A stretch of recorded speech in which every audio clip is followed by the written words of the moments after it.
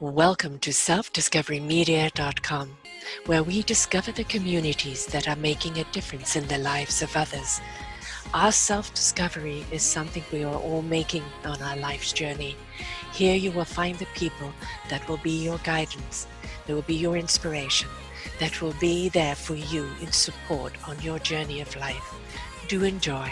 Our next show is...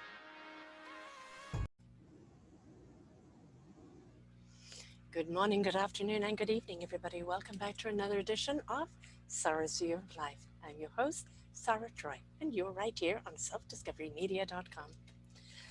Well, we have had a heat wave in the last few days, broken records that were being set back as far as 1933. And believe me, it has been extremely hot here in British Columbia. I'm here on Vancouver Island, and my little office, which is a closed-in solarium, was 40 degrees Celsius yesterday as I'm trying to upload the shows and get them out to everybody for the weekly shows. I can't say it was comfortable. I'm not really good in the heat. We are facing global warming, folks. Hurricanes, fires, heat, extreme colds, floods. It's here. It's been in our face for a very long time and we haven't paid any attention. But now it's here, folks, and we cannot argue about it. What are we going to do about it? Because it's not just waiting for the politicians and the companies and the organizations to step up. It's about us as well. What are we going to do? There's a lot that we can do. I've spoken about this quite a few times. A lot of shows that I've talked about, the environment and what we can do. But I think first and foremost, we have to change our own environment that's going on inside of our heads. It's all very well to complain about the heat, but why are we getting global heating? What about carbon and gas and methane and everything else that's out in the atmosphere? What can we personally do without? We have here on Vancouver Island 62% of people without air conditioning because we really do not ever get that hot. And had people all had air conditioning, it would have put too much strain on our grid. So although it's wonderful to say, we just put the air conditioning on and we're fine, at the same time, let's look at our power stations. Changing over our power is something that we need to really do. Solar power, wind power, there's so many different wonderful innovations out there that it's hard to keep track of, but we can get away from oil and gas and coal and all of those things that send out horrible fumes. We can plant more trees instead of cutting them down because trees give us oxygen. There's a lot of things that we can do, but it's what are we going to do? That's really the question, isn't it? What are we going to do? How are you going to change your lifestyle? Now, we can change the way we eat. We can change with the kind of clothes we buy. We can change how much gas we consume. We can change the packaging of our food. We can change the shopping bags, use reusable bags. There's a lot that we can do, and each one of us can step up and do that. We could switch lights off when we don't need them. We can power down, and all of that adds up, little by little. Sometimes adds up to being a great deal. So let's look at that. I know that I'm not designed for 40 degrees Celsius, certainly not. Intense heat, and especially in an older building, which is all wood, it just absorbs the heat. And the last few nights have been extremely hard to sleep.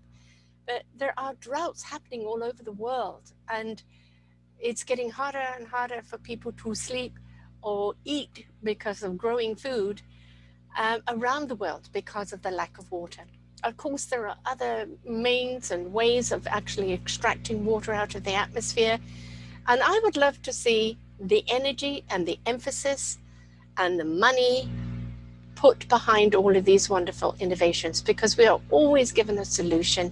And if we embrace that solution, nurture it, support it, finance it, speak about it, it will become our saving grace out there in the future. So that's what I had to say about the heat today and global warming and everything else. But let's look at a different type of global warming, the global warming of our heart. that we can really turn the volume up on. It doesn't matter how hot our heart gets. The more love and heat that we have to share in the world, the more we become part of that healing. We raise up the frequency of the vibration. We're putting less pressure actually on the earth. And there's a lot to be said about stepping into a beautiful heart space, place, and really, really, really stepping up and being kind to one another. I know that it's hard sometimes to step into your heart when it's been broken or it's being misused. It's sometimes very, very hard to step into heart when you feel so much pain and anguish out there in the world. But at the same time, if we do not step into heart, we are stepping into the other extreme: hate, despondency, disconnect, fear, disease. And really, that's not the answer, is it? So, while we're trying to cool the planet down or even it out, um, and while we're also trying to cool the heads, the hot heads out there, we can warm up our hearts and most certainly turn the volume up on that.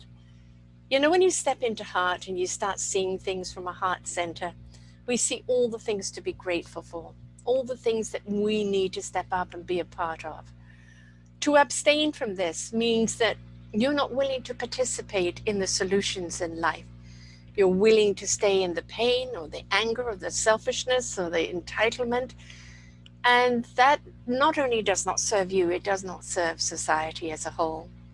So step out of your comfort zone.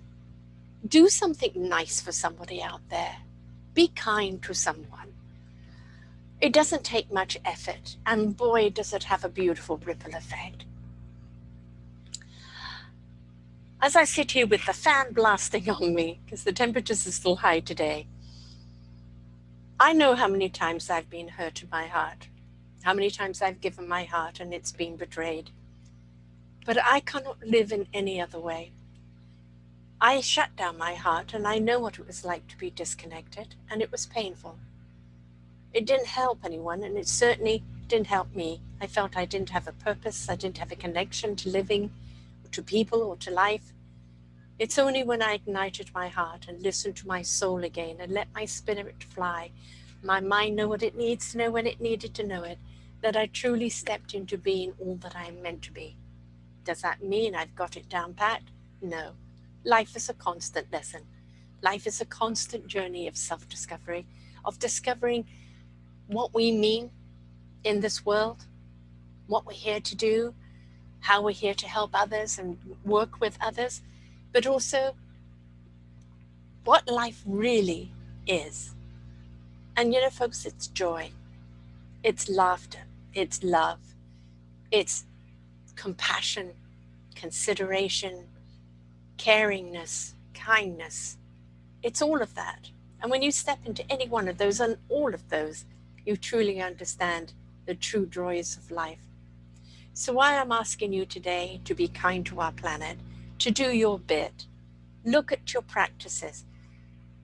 Beef, for instance, is a huge detriment not only to the poor cows, but it's not good for us. A lot of antibiotics in it, but it's also the methane gas that it sets off, and the amount of water that the cattle needs is taking away the water that we need. And we really do not need to eat that meat because there's so much other sources of meat type foods that we can have, that we could certainly cut back on that or cut it out altogether.